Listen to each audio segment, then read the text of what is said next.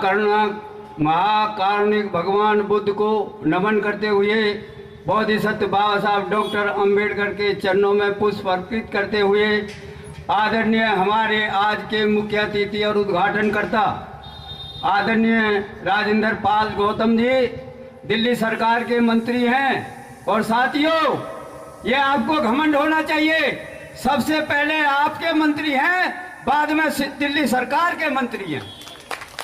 और हमारे बीच में भाई अब्दुल रहमान जी जो इस क्षेत्र के एमएलए हैं, वो विध परिवार आए हैं। देखिए ये कितनी उनकी भावना है और कितना उनके बाबा साहब के प्रति सम्मान है। वो अपनी फैमिली को साथ लेकर के आए हैं, उनका भी हम धन्यवाद अदा करते हैं। भाई अनिल जैन जी भी उनके ही कदमों पर चल रहे हैं, उनकी बीवी और वो सारे लोग आए हैं, अख्तर सिद्दीकी वगैरह सारे लोग हैं। मंत्री जी आपको बताना चाहता हूं, मैं इसलिए कह रहा था कि जब मंत्री आएंगे जब मैं आप अपनी बात रखूंगा। मंत्री साहब 1980 में इस अंबेडकर चौक की स्थापना हुई थी। 1980 में आपको पता है आदरणीय संजय गांधी जी एक्सपायर हुए थे, उनकी डेथ हुई थी।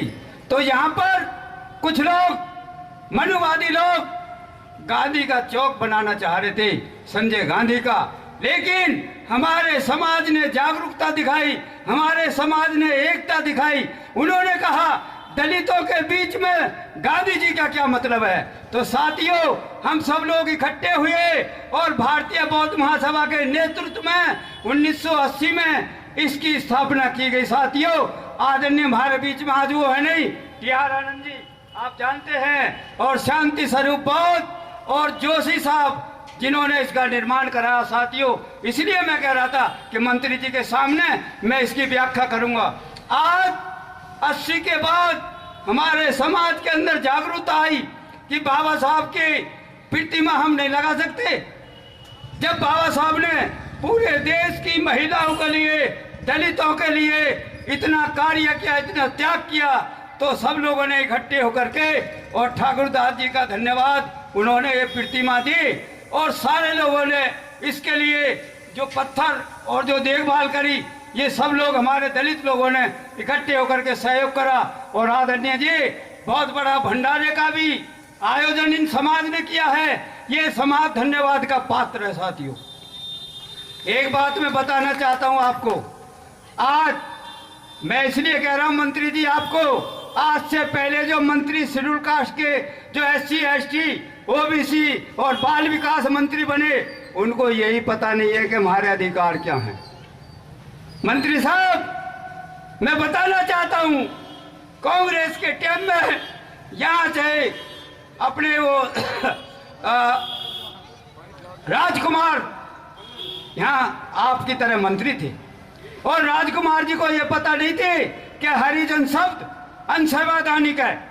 उन्होंने जितने भी चौपाल बनाई, जितने भी हमारे वो चौपाल बनाए गांवों में, सब में हरिजन चौपाल लिखा। राजेंद्र प्रधान जी ने अपनी चौपाल का उद्घाटन कराया मंत्री साहब, तो उसमें हरिजन चौपाल लिखा।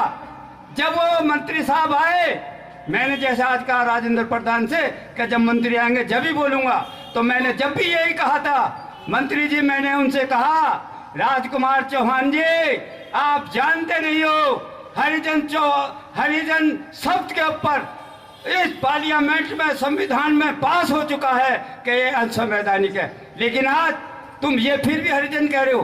कहने लगे भैया मैं तो सीधा साधा आदमी, मुझे पता नहीं, जो अफसर लिख दे सो ठीक। मैंने कहा मंत्री कहा के आप इसको काटो, और उस हरिजन शब्द पर हमने उस दिन कलौस पूछी। उसके बाद से आज अम्बेडकर चौपाल इस क्षेत्र में कम से कम 5 बनकर तैयार हो गए। मंत्री जी आपको बताना चाहता हूँ। तो साथियों एक शब्द और मैं बताना चाहता हूँ आपको, छोटी सी बात। आज भी हमारे कुछ लोग पढ़े लिखे भी और बिना पढ़े लिखे भी वो हरिजन शब्द बड़ी खुशी से लेते हैं। मैं हरिजन शब्द की व्याख्या 2 मिनट में करना चाहता हूँ।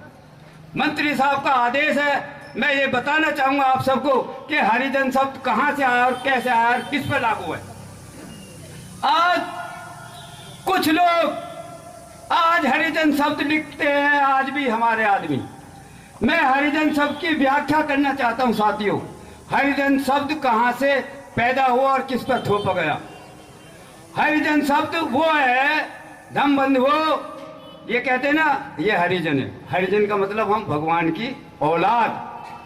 साथियों, आज से कई सौ वर्ष पहले जब इस देश के अंदर छोटी छोटी बेटियों की, बहनों की शादी होती थी 10, 12, 14, 15 साल की, और उसका गौना 10 साल 15 साल में होता था, जब वो 20 साल की, 18 साल की, 17 साल की हो जाती थी।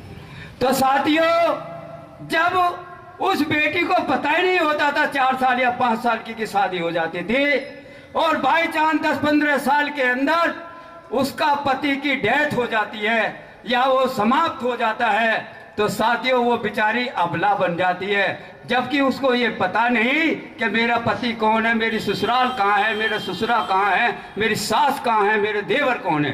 तो साथियों, ये परंपरा मनुवादी की थे, ये परंपरा मनुस्मृति की थे। उसके माध्यम से उस बेटी को दूसरी शादी नहीं कर सकते थे। शादियों ये उसको मंदिर में जा करके दान देते थे, और ब्राह्मण की जिम्मेवारी होती थी उसके पालन पोषण की।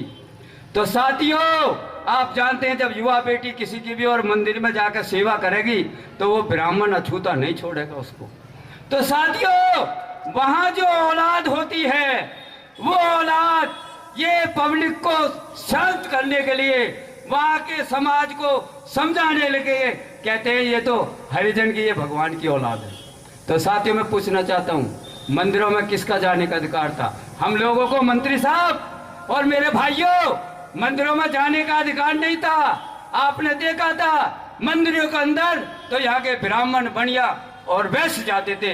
तो ये औलाद, नाजायज औलाद जो पैदा हुई है, ये हरिजन शब्द वहां से उत्पन्न हुआ है। और दूसरा एक और बात बताना चाहता हूँ साथियों, इसी तरीका से जो हमारी बहनें अबला हो जाती है, उनको तुलसी पूजने का अधिकार मिल जाता है कि तुम तुलसी पूजो और मंदिर में सेवा करो, और जो उनसे संतान पैदा होती है वो हरिजन कहलाए जाते हैं। तो साथियों, हम हरिजन नहीं है, हम तो बाबा साहब डॉक्टर अंबेडकर के संविधान के द्वारा इस भारत के नागरिक हैं, और भारत के विकास की बात करते हैं, और समता और मैत्री और बंधुता की बात करते हैं साथियों। तो मैं ज्यादा कुछ ना कहते हुए इन्हीं शब्दों के साथ आप सबका आभार व्यक्त करता हूं। आपने बड़ी शांति से सुना, और मंत्री जी आपका खास कर और अब्दुल रहमान जी का धन्यवाद अदा करता हूं कि आज बाबा साहब के साथ साथ हमको भी आपने गौरवान्वित किया है। बाबा साहब के जो प्रतिमा का अनावरण किया है, इस देश की जनता का आपने जो हृदय जीता है, उसके लिए मैं आपका धन्यवाद करता हूं। जय भीम, जय भारत। जोर से नारे लगाएंगे।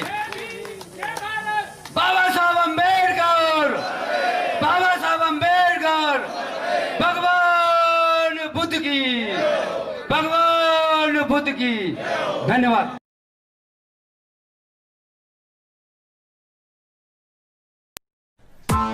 Press the bell icon on the YouTube app and never miss another update.